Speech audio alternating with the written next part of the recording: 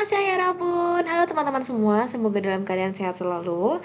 Kembali lagi kita di mata kuliah pengantar kesusastraan Korea bersama Riri Sam. Hari ini teman-teman sudah masuk ke sesi 10 dan kita akan membahas terkait kesusastraan Korea tahun 1930-an dan akhir penjajahan Jepang atau Chonggubaek Samsimnyeon Tewa Ilchebaki Munak.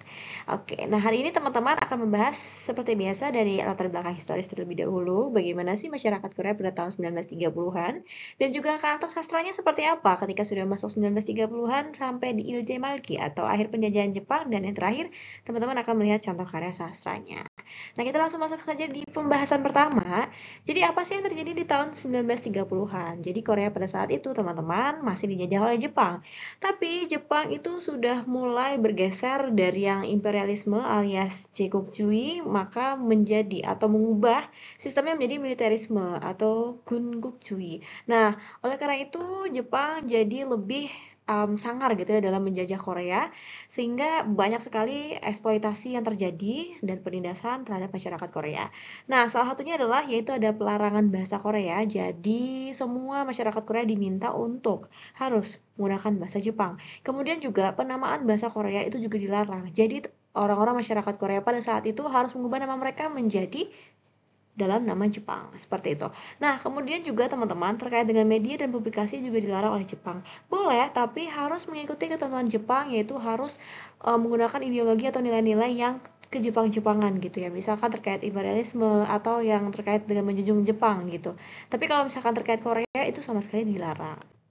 Nah, kemudian masuk ke 1940-an itu sastra pada saat itu realitasnya beragam gitu ya. Maksudnya temanya dengan realitas yang beragam gitu, dan banyak juga saat itu kan ada paham kapitalisme juga ya. Jadi karya sastra pada saat itu temanya beragam terkait realitas dan juga penjajahan seperti itu. Dan seluruh aktivitas seni lebih dilarang lagi. Kalau tadi sebelumnya itu harus mengikuti Jepang, tapi kalau untuk 1940 benar-benar dilarang. Jadi 1940-an sampai nanti akhirnya Korea mau merdeka, itu adalah masa di mana para sastrawan itu benar-benar masa tunggu alias tidak melakukan publikasi atau pembuatan karya apapun. Nah, itu tadi yang terjadi tahun 1930-an sampai 40-an. Nah, sekarang kita masuk ke karakteristik kesastraan Korea pada saat itu. Nah, teman-teman, untuk puisinya seperti apa? Jadi, kalau puisinya sama seperti sebelumnya sudah tentang realisme juga gitu ya. Dan yang paling representatif siapa sih penulisnya? Ada Lee Sang, ada Lee Yong-ak, dan juga Jong Ji-yong. Nah, kemudian salah satunya nih, misalkan Jong Ji-yong itu awalnya dia isi puisinya tuh lebih terkait modernisme gitu ya. Kita tahu dari masa pencerahan ke modernisasi memang masuk ke Korea gitu ya. Tapi akhirnya dia bergeser menjadi puisi murni gitu ya. Jadi mulai apa ya, meninggalkan ideologi-ideologi yang ada saat itu gitu. Jadi istilahnya puisi murni dan tidak terlalu menggebu-gebu begitu ya. Nah, salah satu contohnya adalah karya yang representatif dari Jong Ji-young adalah Gohyang. Oke, nah Gohyang teman-teman bisa lihat di layar. Ini menceritakan tentang kampung halaman gitu ya, yang terjadi pada saat itu ada urbanisasi besar-besaran gitu ya. Jadi dari kampung halaman kemudian ke kota, dan itu juga disebabkan oleh paham yang saat itu sedang merajalela, yaitu kapitalisme juga.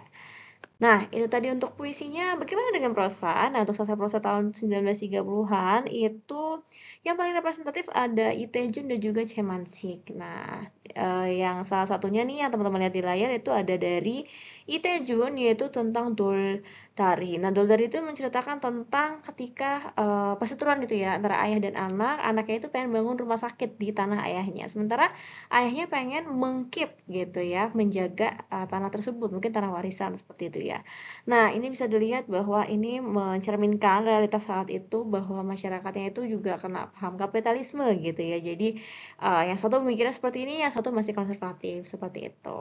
Nah, tadi ya kapitalisme. Nah, itu untuk sastra prosa. Nah, gimana teman-teman untuk sastra drama? Sastra drama juga makin berkembang ya teman-teman. Salah satu penulis representatif dari sastra drama itu ada Yu Chi-jin dengan Karya sastranya, sastra dramanya itu Tomak dan So. Yang teman-teman lihat di gambar itu adalah Tomak gitu ya. Nah, karya-karyanya Yu Chijin ini menggambarkan realitas petani dalam masa pemerintahan kolonial Jepang. Apa sih yang terjadi di realitas petani saat itu? Ya banyak sekali penindasan dan juga kemiskinan gitu ya. Makanya direpresentasikan, diangkat ceritanya di salah satu karyanya yaitu Tomak dan juga So. Kalau So itu lebih mengenai tentang sapi ya. Jadi saat itu ada masyarakat memiliki sapi gitu ya dengan uh, banyak sekali permasalahan saat itu gitu. Nah, itu tadi teman-teman terkait sastra yang terjadi gitu ya pada saat 1930-an. Selanjutnya nanti teman-teman akan melihat contoh karya sastranya tahun 1930-an seperti apa di diskusi LMS berikut ini. Kalau begitu, kamsahamnida.